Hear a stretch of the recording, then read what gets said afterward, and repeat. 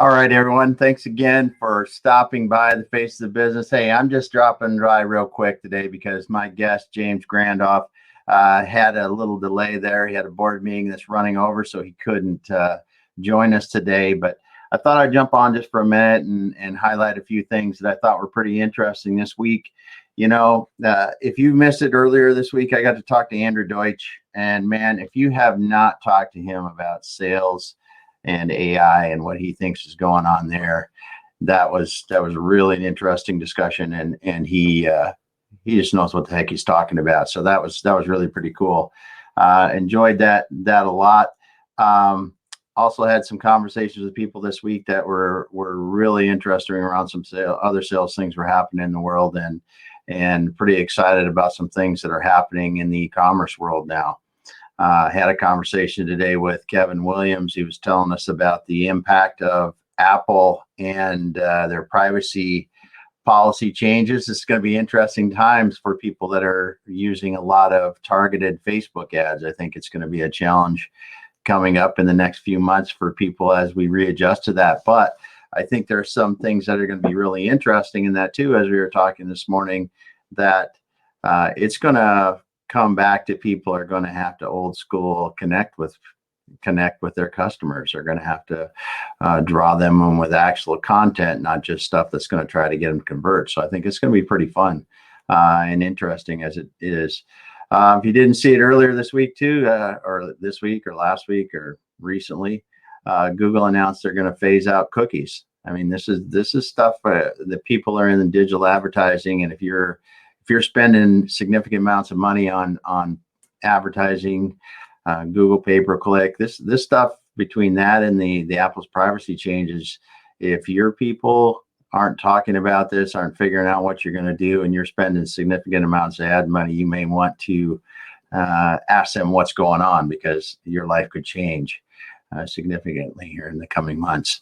Yeah, there's a couple things that were pretty interesting, and I see that I was killing a little bit of time, but it's good stuff here. I see James is coming on, so we're going to bring him on in just a moment. But if there's any questions, let me know where you're watching from if you're on here on LinkedIn, and we'll definitely do that. And I'm going to get James here up on the stage. I don't know if James is going to be able to use a camera or not, but we'll get started there, and I'm going to bring him on.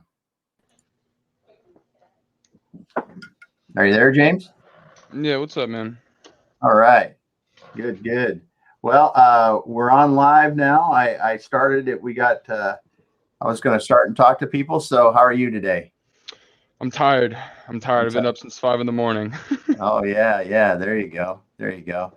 So I'm glad. I know you just had a long board meeting, and sorry to, kind of didn't work out good today, but if we can get a few minutes, that'd be kind of cool.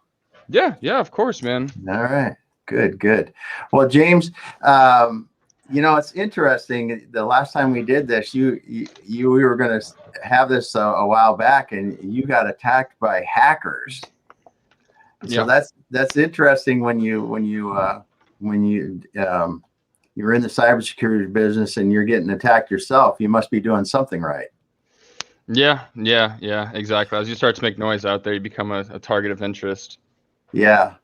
Well, that's cool. So now when we talk, you had mentioned something, and if people know anything about you or your company, Zero Security, or you do offensive cybersecurity, and that's what really interests me, because I've never understood. I don't really understand that. So can you explain what that is a little bit? So essentially, to me, offensive security is a culture of its own. So this is where we write our own tools. This is where we have our own sub communities, where essentially we dedicate ourselves to writing what we call VX code or malware samples. And so this actually helps out a lot of companies, because what they do is they then want to hire us because we have a set of proprietary tools that other people don't necessarily have. And so being from this culture gives us access to resources that normal companies can't have, which in lieu, makes us have those penetration tests, which really give value to the clients. Okay. So what you're talking about is you're trying to expose vulnerabilities in clients by essentially in a good way attack them. Exactly. Yeah. And we have dedicated research teams that actually are partitioned off into their own kind of niche areas. So we have an iOS team, Android team, network appliance team, server team, Wow. all the above. Yeah. Yeah. So now let's back up a little bit, James. I mean, you've got a lot of experience in security and cybersecurity, and there's a couple interesting things that we'll talk about in a bit. But you started out on this at a very young age. Yeah. So it all started when I was about 7 or 8 years old. I was playing World of Warcraft. This was a game that my dad, my sister, everyone was involved in, Yeah. and so we used to utilize something called Ventrio servers. And so my first exposure was, I saw the movie Hackers, and immediately, I wanted to learn as much as I can, and so that actually drove me to write my first bot, which actually raided a Ventrio server for a guild that I was in because they wouldn't let me raid because I was underage. They had this whole rule about 18 plus after 8 p.m. or something like that. So, I wanted to go against that and kind of show them who's boss. So that was kind of my first experience with all that. That's incredible. That's incredible. So when were you first? I mean, so you're talking 7 or 8, and you're right in the spot to do this. So when were you first employed? I mean, by somebody to help with their cybersecurity.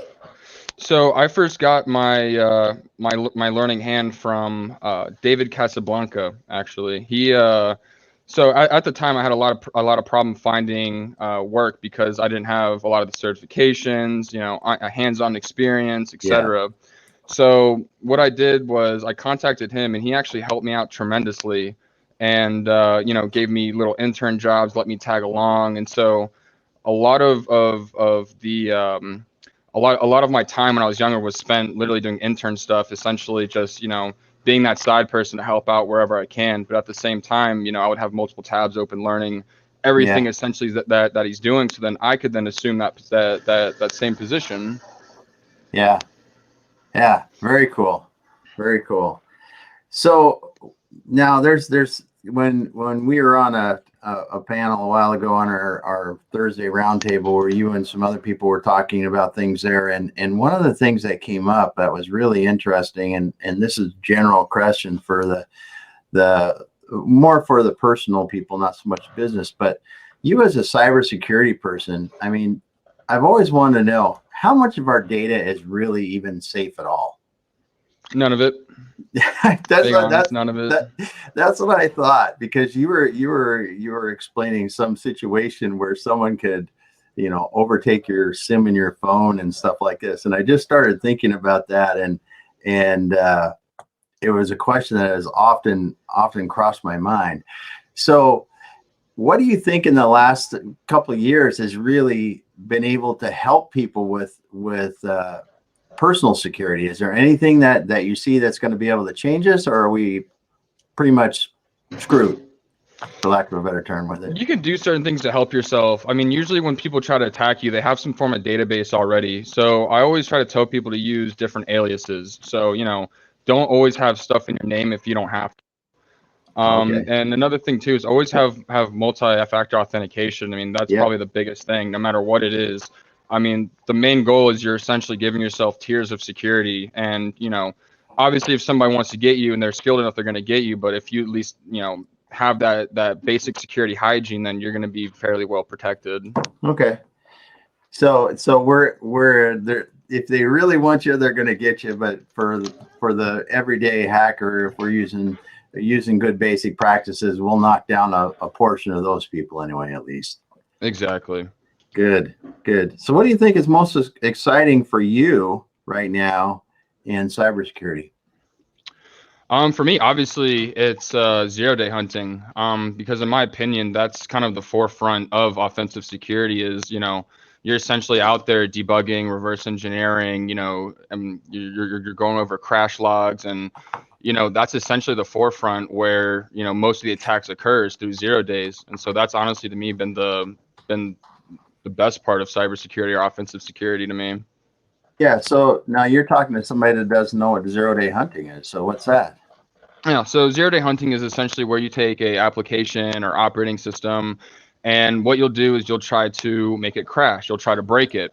And so what happens when you break it is you'll get some kind of log, and then from that log, you'll then analyze it and try to create what's called a proof of concept code, which that proof of concept code will trigger that bug and then cause something to happen.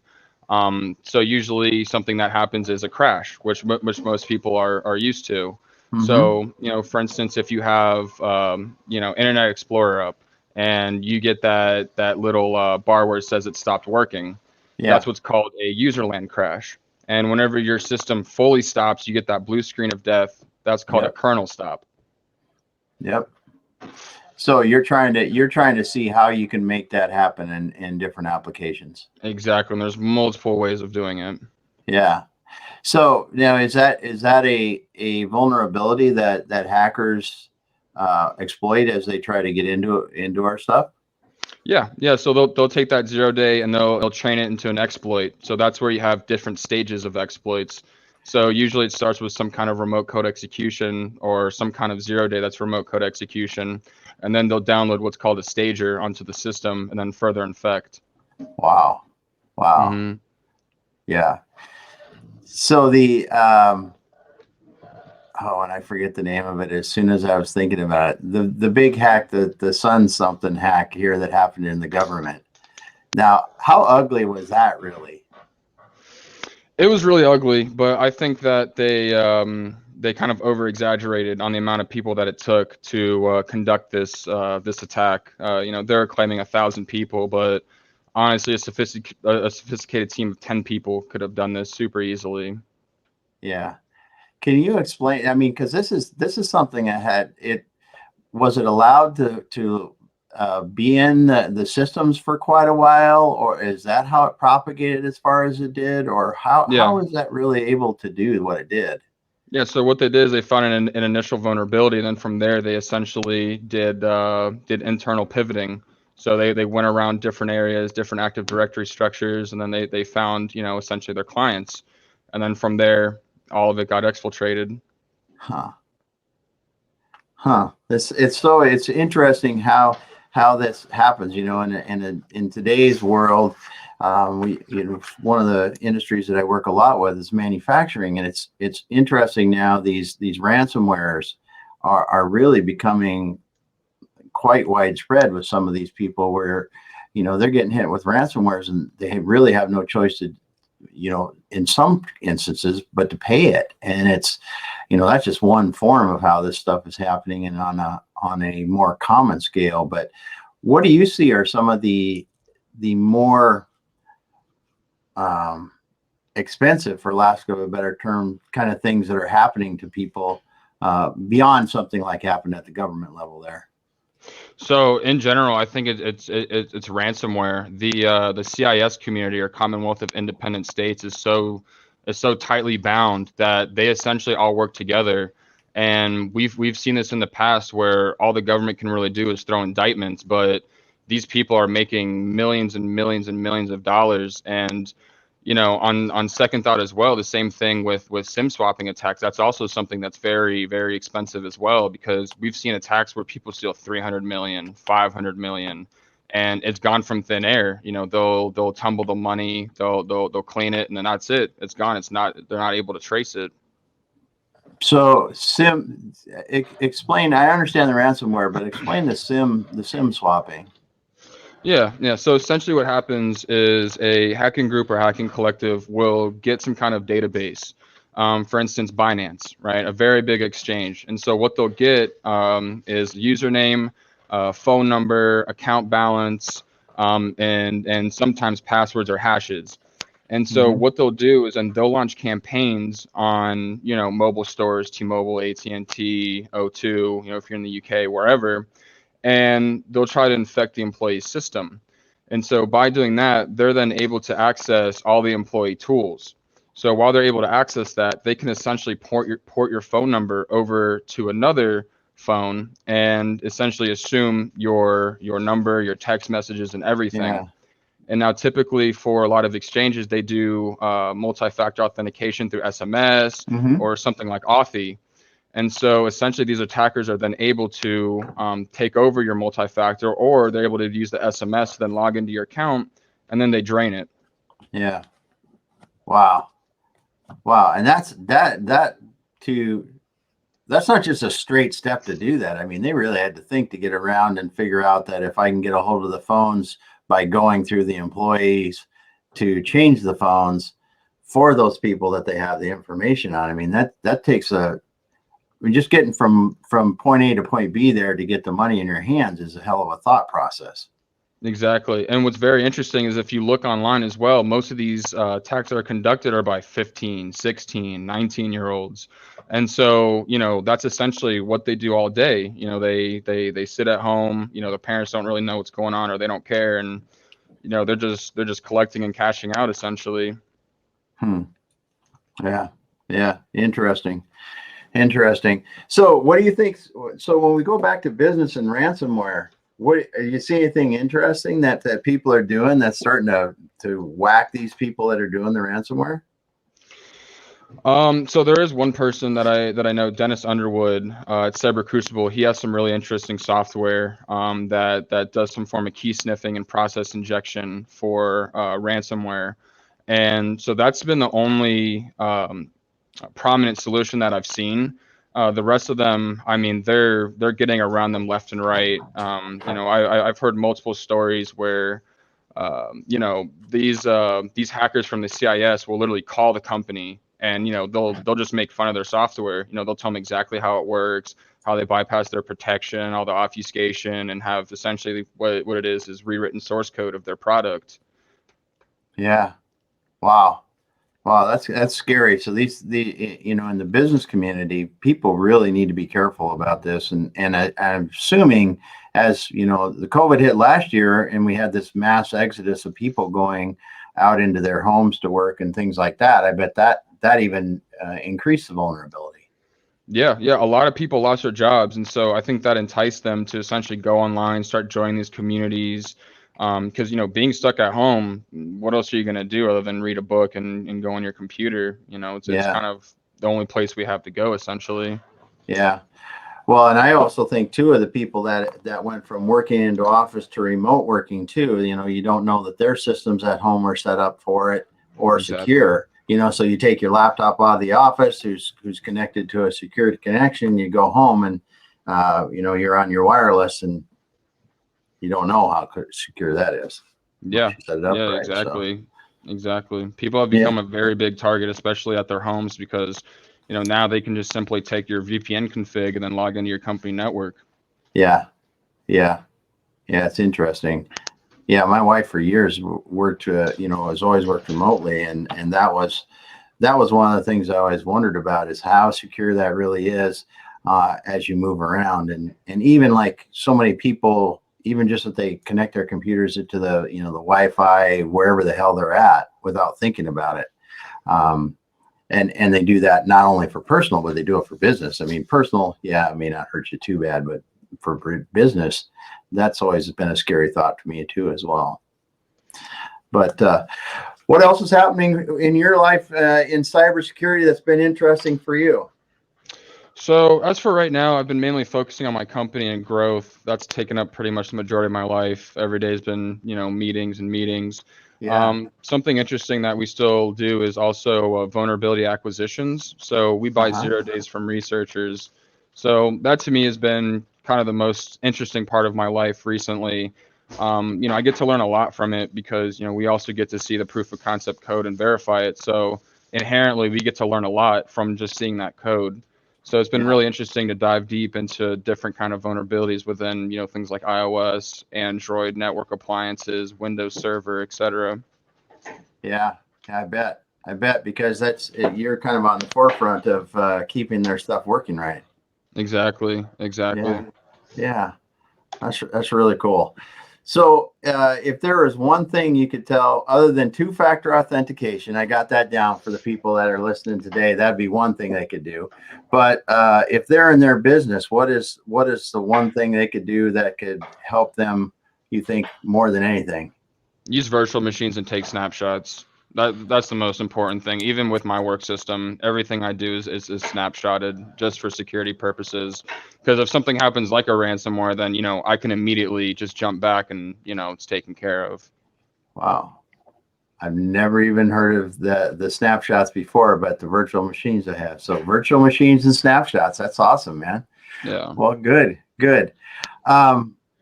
Well, James, I appreciate you coming on and talking about this because, like I said, I had never heard of the offensive cybersecurity like you're doing and or the 0-day stuff. But and the fact that you're writing code to try to help people build better applications and software is really cool. It's really cool. So, if people want to get a hold of you, Jason, or excuse me, James, sorry, I was just looking at someone else's name, James. What's the best way to do that? Either through email, jgrandoff@zero-sec.net, or just on LinkedIn. Yeah, all right, James.